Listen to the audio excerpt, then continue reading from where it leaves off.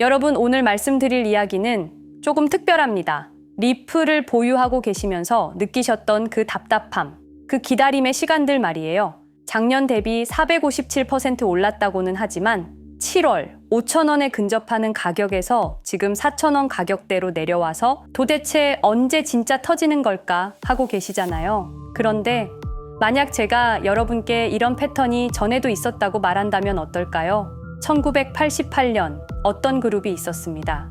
그해 실리콘밸리의 한 작은 사무실에서 몇 명의 젊은이들이 모였습니다. 겉보기엔 그저 평범한 스타트업 직원들 같았죠. 하지만 이들은 뭔가 달랐습니다. 그들만이 보고 있던 미래가 있었어요. 당시 사람들은 이들의 아이디어를 비웃었습니다. 은행 없이 돈을 보낸다는 건 말도 안 되는 소리지. 해킹당하면 어쩔 건데? 완전히 미친 생각이야. 세상은 준비되지 않았습니다. 아니, 정확히는 아직 때가 되지 않았습니다. 그런데 이상한 일이 벌어졌습니다. 7년 후 2005년 그들의 회사가 이베이에 매각되었습니다. 그리고 흩어진 젊은이들. 한 명은 전기차 회사를 만들어 자동차 산업을 뒤흔들었습니다. 한 명은 전 세계 직장인들이 사용하는 네트워크를 구축했습니다. 또 다른 한 명은 지금 여러분이 매일 보는 동영상 플랫폼을 탄생시켰습니다. 마지막 한 사람은 정부와 기업의 데이터를 다루는 거대한 회사를 세웠습니다. 이것이 우연일까요? 여러분, 지금 리플을 바라보는 세상의 시선을 보세요. 리플 말이야, 그거 은행 전용 아니야? 너무 중앙화되어 있는 것 같은데 SEC 문제는 어떻게 해결할 건데? 정확히 25년 전과 같은 반응입니다.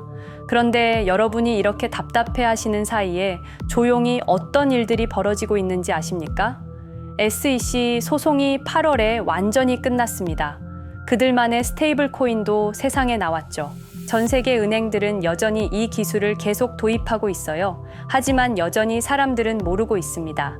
마치 1988년처럼 말이죠. 패턴이 보이시나요? 그 그룹의 사람들도 7년을 기다렸습니다. 왜일까요? 진정한 혁신은 세상이 준비될 때까지 기다려야 하기 때문입니다. 국경 간 송금 시장 규모가 700조 원입니다. 기존 시스템은 3에서 5일 걸리고 수수료가 7%예요. 반면에 리플은 어떤가요?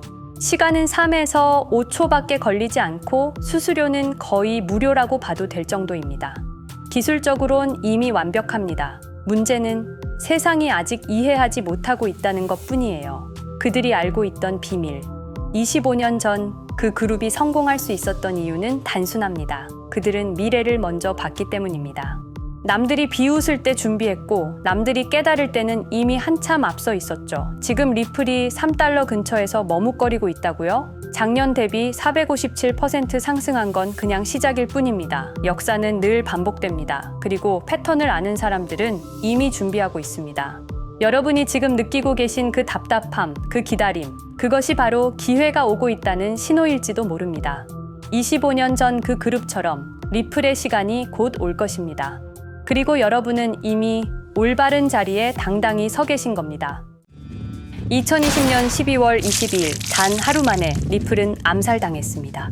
여러분, 제가 오늘 들려드릴 이야기는 단순한 투자 실패담이 아닙니다. 이것은 21세기 가장 정교한 금융 암살 사건에 관한 이야기입니다. 2020년 12월 22일 오후 우리가 투자했던 리플이 하루아침에 반토막이 났습니다. 당시 리플은 63% 급락했습니다. 마치 은퇴 자금이 하루아침에 반토막 나는 것과 같은 생존 본능을 자극하는 충격이었습니다. 그때 리플에 투자하셨던 분들이라면 누구나 기억하실 겁니다. 누군가는 그날 하루 만에 수천만 원을 잃었고 어떤 이는 수억이 사라지는 걸 그저 눈 뜨고 지켜볼 수밖에 없었습니다. 그리고 그날부터 진짜 전쟁이 시작됐습니다. 그때는 우리가 잘못 판단한 줄 알았습니다. 하지만 5년간 추적한 결과 알아낸 진실은 이것은 우연이 아니었습니다. 누군가 치밀하게 계획한 암살이었습니다. 먼저 왜 누군가가 리플을 없애려 했는지 이해해야 합니다. 스위프트라는 시스템을 아시나요? 현재 200여 개국 11,000개의 금융기관이 사용하는 글로벌 송금 네트워크입니다. 벨기에에 본부를 두고 있지만 실질적으로는 미국이 완전히 통제하고 있습니다. 스위프트가 왜 무서운 권력이라고 말을 하냐면요. 2012년 이란 핵제재 때 이란 은행들을 스위프트에서 완전 퇴출시켰습니다. 그 결과로 이란의 경제는 즉시 붕괴가 됐죠. 그리고 2022년 러시아의 우크라이나 침공 후 러시아 주요 은행들도 스위프트에서 퇴출됐는데 그 직후 바로 러시아의 루블화는 30% 이상 폭락했습니다. 즉, 스위프트에서 쫓겨나면 그 나라는 국제거래에서 완전히 고립됩니다. 그런데 리플은 이 모든 것을 우회할 수 있었습니다. 며칠 걸리던 송금이 리플에선 5초면 끝났습니다. 기존엔 몇만 원씩 들던 수수료가 1원도 안 들었습니다. 거기다가 중개은행까지 불필요했습니다. 그리하여 2017년 리플의 위력이 증명되었습니다. 일본 SBI 그룹, 뱅크 오브 아메리카, 산탄데르 은행 등 200개 이상 금융기관이 리플 파트너십을 검토했습니다.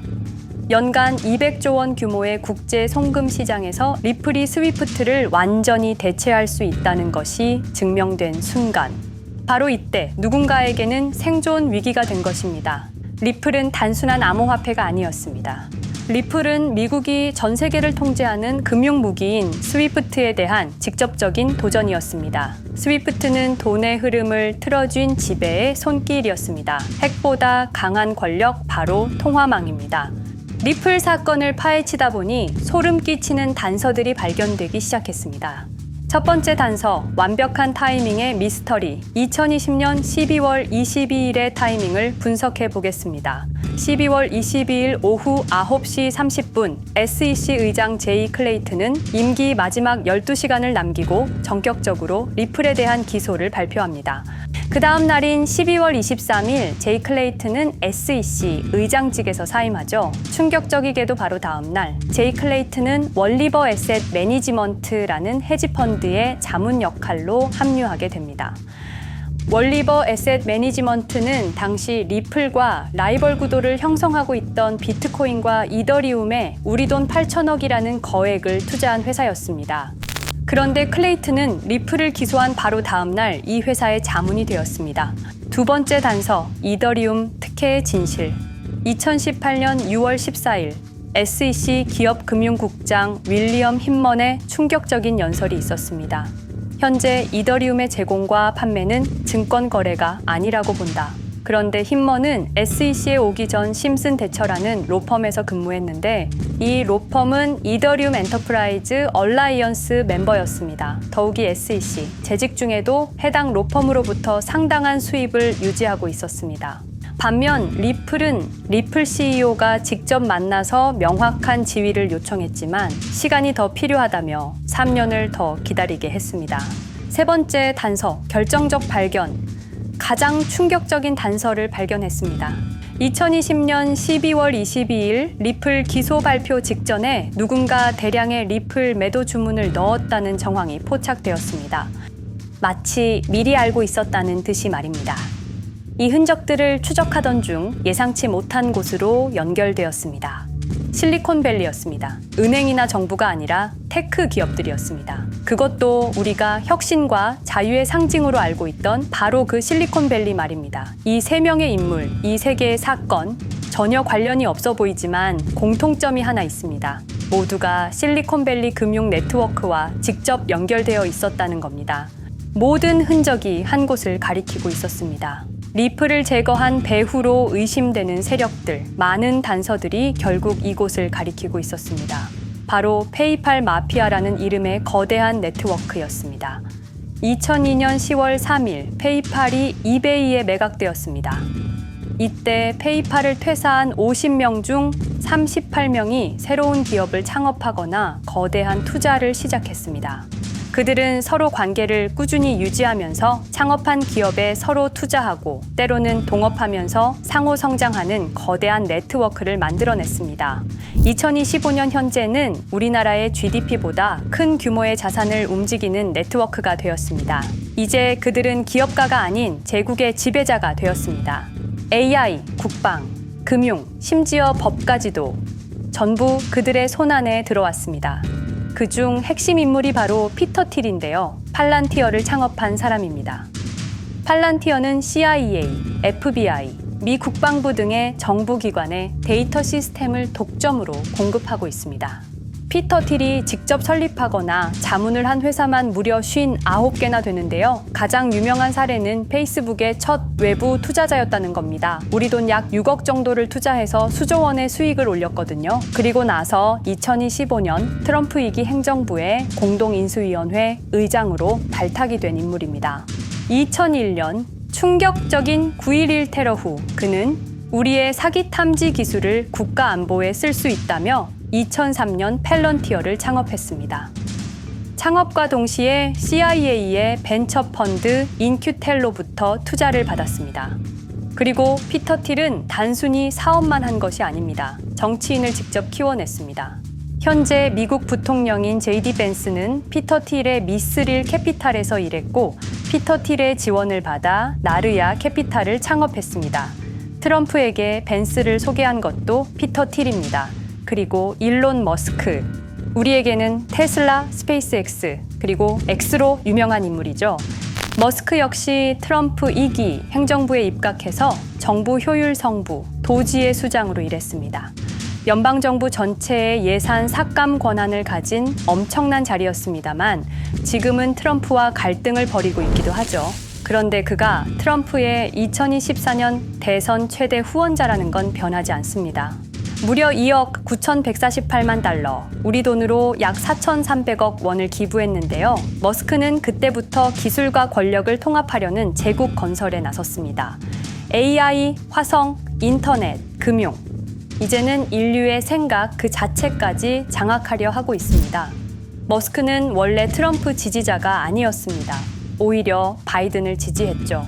하지만 바이든 정부가 백악관 전기자동차 정상회담에서 GM과 포드는 초대하고 테슬라의 수장인 자신은 제외시키자 마음의 상처를 입은 머스크는 공화당 지지자로 돌아섰습니다. 그리고 머스크의 시장 조작 능력은 이미 입증되었습니다. 2021년 5월 환경 문제로 비트코인 결제 중단이라는 트윗 하나로 비트코인을 폭락시킨 후 뒤로는 더 싸게 매집했습니다. 그리고 데이비드 sak스, 현재 백악관 AI 및 암호화폐 차르로 있는 인물이죠. 모든 암호화폐 정책 최종 결정권을 가진 자리에도 페이팔 마피아가 장악한 겁니다. 마지막으로 제드 맥켈럽, 우리에게는 리플의 배신자로 알려진 인물인데요. 아시는 것처럼 리플 공동 창업자였지만 리플을 나와서 스텔라루멘을 출시한 사람입니다. 2013년 리플 퇴사 후 90억 개의 리플을 보유한 상태로 갈등을 벌이다가 결국 2022년 7월까지 리플을 완전 매도해서 4조 2천억의 천문학적인 수익을 올렸습니다. 자, 그런데 여기서 기묘한 커넥션이 나오는데요. 2025년 6월 페이팔의 페이팔 USD가 스텔라루멘 체인으로 이전을 발표합니다. 그리고 SEC 의장 제이 클레이튼도 이들과 연결되어 있었습니다. 클레이튼이 리플 기소 후 바로 합류한 월리버 에셋 매니지먼트는 페이팔 마피아들이 투자한 회사였고 원래는 비트코인, 이더리움에 8천억 정도를 투자했다고 알려져 있었지만 올해 초 내부 기밀 문서가 유출되는 사건이 발생합니다. 그 문서에는 스텔라루멘에 700억 가량 투자했다는 사실과 피터 틸의 팔란티어 주식 1조 6천억 원어치 그리고 페이팔 USD에 대한 투자 내용도 있었습니다. 더욱 충격적인 건 리플 경쟁사들의 집중적인 투자를 이어오고 있었다는 겁니다. 이제 모든 퍼즐이 맞춰지는 느낌이죠. 페이팔 마피아의 리플 제거 작전을 시간 순으로 정리해보자면 1단계, 내부 침투. 제드 맥켈럽이 리플 공동 창업자로 참여해 핵심 기술을 습득한 후 2013년 의도적 갈등 조성 후 퇴사.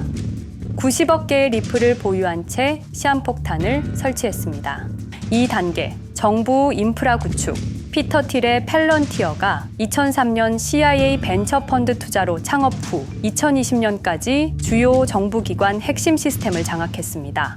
3단계, 경쟁사, 특혜 공작. 윌리엄 힘먼을 통해 2018년 6월 이더리움은 증권이 아니다 발언을 이끌어내면서 리플을 3년간 의도적으로 지연시켰습니다.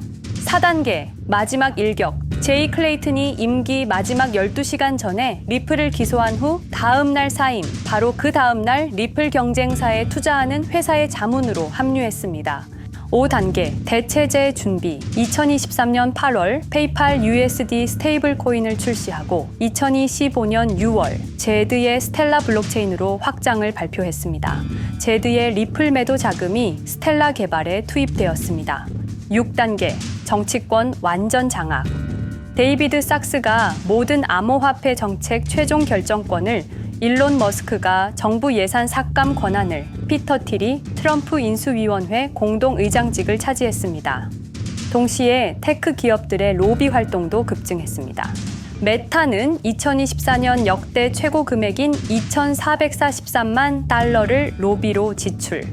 메타의 로비스트는 2016년 31명에서 2024년 65명으로 증가했는데요. 의원 8명당 로비스트 1명을 붙인 꼴입니다. 아마존은 의원 6명당 1명씩 담당 로비스트가 붙을 정도로 규모를 확대했고요. 7단계 경쟁 세력 완전 제거. 데이비드 sak스가 백악관 정책 담당자로 취임한 지 2주 만에 리플이 지난 수년간 워싱턴에 배치해 놓은 주요 로비스트들이 하루아침에 모두 축출되었습니다. 공식적인 이유는 이해관계 충돌이었지만 실제로는 경쟁 세력 제거 작전이었습니다. 이로써 리플을 대변할 수 있는 마지막 정치적 통로마저 완전히 차단되었습니다. 페이팔 마피아의 계획은 리플 공격이 끝이 아니었습니다. 현재 새로운 타겟을 노리고 있습니다. 그리고 그 타겟은 단순한 암호화폐가 아닙니다. 그건 머스크조차 경계할 수밖에 없는 존재, 통제 불가능한 AI 코인이었습니다. 리플에 대한 공격이 성공한 것처럼 보이지만 그들이 아직 해결하지 못한 하나의 문제가 남아 있습니다. 한 AI 코인이 일론 머스크의 테슬라 AI와 XAI를 위협할 수 있는 기술력을 가지고 있다는 것입니다. 그래서 전략이 바뀌었습니다. 죽일 수 없으면 소유하자. 머스크가 이 코인을 경계하는 증거들이 몇 가지 있는데요. 지난 6개월간 머스크의 행동 변화가 포착되었습니다. XAI에 대한 급격한 추가 투자 발표가 이어졌고 테슬라 AI 개발 속도를 급격히 가속화시키고 있습니다. 그리고 특정 AI 기술에 대한 부정적 언급이 증가하고 있는데요. 이 AI 코인은 현재 진짜 AGI 구현이 가능한 탈중앙화 AI 네트워크를 구축하고 있고 초당 수십억 단위의 연산을 처리할 수 있는 진짜 분산형 뉴럴 네트워크 기반입니다. 수백만 개의 노드가 연결된 분산 뉴럴 네트워크, 테슬라도 메타도 이 기술만큼은 아직 구현하지 못했습니다. 현재 기술로는 단 하나뿐입니다. 그러나 시가총액은 테슬라의 500분의 1 수준으로 그들이 매집을 멈추지 않는 이유입니다. 2025년 초, 이 코인의 공식 계정이 X 플랫폼에서 노출 차단된 정황이 포착됐습니다. 광고 계정도 중지됐고 해당 코인에 대한 설명 영상들도 순식간에 사라졌습니다. 이유는 머스크의 경쟁이 될 수 있는 유일한 AI였기 때문입니다. AI는 이제 권력을 쥐는 자가 인류의 사고를 설계할 수 있는 시대의 열쇠입니다. 머스크가 이 코인을 완전히 소유하게 되면 그의 AI 제국은 완성될지도 모르겠습니다. 하지만 문제가 있습니다. 그들은 이 AI 코인을 죽이지 않았습니다. 그 대신 가격을 철저히 짓눌렀습니다. 검색에서는 사라졌고 알고리즘은 배제했습니다. 누군가는 관심 없는 프로젝트라고 말합니다. 하지만 진실은 정반대입니다. 지금도 머스크와 페이팔 마피아의 자금이 그 코인으로 조용히 흘러 들어가고 있습니다. 가격이 낮은 건 무가치해서가 아니라 그들이 싸게 사고 있기 때문입니다. 그런데 이 AI 코인의 정체를 여기 유튜브에서 공개하려 했지만 치명적인 문제를 발견했습니다. 2005년 페이팔의 웹 디자이너와 개발자들이 동영상 공유 서비스를 만들었는데 그게 바로 지금 여러분이 보고 계시는 유튜브입니다. 체드 헐리, 스티브 첸, 자베드 카림, 유튜브 창립자들도 모두 페이팔 출신입니다. 게다가 일론 머스크는 현재 X를 소유하고 있습니다. 이러한 플랫폼들에서 그들의 AI 제국을 방해하는 정보를 공개하면 검열당할 위험이 있습니다. 그런데 제가 이 코인의 정체를 세상에 폭로한 게 이번이 처음이 아닙니다. 어떤 이유에선지 그 영상은 삭제되었고 이후 채널도 더는 운영할 수 없게 되었습니다. 커뮤니티 가이드라인을 위반한 적은 없었지만 불편한 진실이 다뤄질 때마다 이런 일이 반복됐습니다. 이건 단지 투자 종목 하나를 공유하는 문제가 아닙니다. 이건 우리가 감시와 통제에 맞서 싸울 수 있는 유일한 기회입니다. 영상의 댓글란에 저항이라고 두 글자를 남겨주시고 010-5528-2156 이 번호로 저항 두 글자만 문자로 보내주세요. 그럼 당신은 지금 머스크가 검열하고 페이팔 마피아가 조용히 매집 중인 그 AI 코인의 정체를 가장 먼저 알게 될 것입니다. 우리는 지금 역사의 분수령을 지나고 있습니다. 진정한 탈중앙화 금융이 실현될 뻔했지만 페이팔 마피아의 방해로 더 강력하고 교묘한 지배자들이 통제하는 세상이 오고 있습니다. 페이팔 마피아가 완성하려는 새로운 세계는 팔란티어를 통해 모든 거래를 실시간으로 감시하고 페이팔의 페이팔 USD를 통해 정부 마음대로 계좌를 동결시킬 수도 있고 차세대 스위프트를 통해 우리의 거래를 통제하고 AI 기술 독점을 통해 인류의 사고방식마저 장악하려는 겁니다. 하지만 완전히 포기하기엔 너무 이릅니다. 왜냐하면 진실을 아는 사람들이 늘어나고 있고 브릭스가 여기에 대한 대안을 만들고 있으며 리플의 기술적 우수성은 여전히 변하지 않았고 아직 머스크가 완전히 통제하지 못한 진짜 AI 혁명의 씨앗인 이 코인이 남아있기 때문입니다. 규제 환경이 바뀌고 진실이 밝혀지면 리플은 언제든 재평가받을 수 있습니다. 리플 홀더들이 당한 것은 개인 투자 실패가 아니었습니다. 이것은 21세기 금융 권력 투쟁에서 일어난 결정적 전투였습니다. 리플은 비록 일시적으로 억압받고 있지만 진정한 탈중앙화 기술은 결코 사라지지 않습니다. 하지만 이 전쟁은 아직 끝나지 않았습니다. 우리가 아무것도 하지 않으면 그들은 모든 것을 가져갈 겁니다. 머스크와 페이팔 마피아는 이 시대 최고의 지배자들입니다. 하지만 그들도 막지 못하는 단 하나가 있습니다. 바로 진실을 알아버린 개인들입니다. 우리는 지금 그들에 맞설 수 있는 거의 유일한 순간에 서 있습니다. 한 통의 문자, 그것은 단순한 신호가 아닙니다. 지금 움직이는 자만이 미래를 차지할 수 있습니다. 지금까지 이 긴 이야기를 들어주셔서 감사합니다. 제가 말씀드린 모든 것들은 사실을 기반으로 하며 대부분 공개된 기록들입니다. 기억하십시오. 우리가 침묵하는 순간 그들의 승리는 완성됩니다. 리플은 억압받았지만 그 정신은 살아남았습니다. 그리고 언젠가 진짜 자유로운 AI가 세상에 다시 등장할 그날까지 우리는 싸움을 멈추지 않을 것입니다. 010-5528-2156 이 번호로 저항 두 글자만 문자 보내주세요. 이 정보는 지금 공개적으로 전할 수 없습니다. 저항이라는 신호를 보내주신 분들께 제가 직접 확인 후 순차적으로 보내드리겠습니다. 당신의 작은 선택이 우리 모두의 미래를 바꿀 수 있습니다. 지금이 바로 우리가 다시 시작할 순간입니다. 저항에 동참해주세요.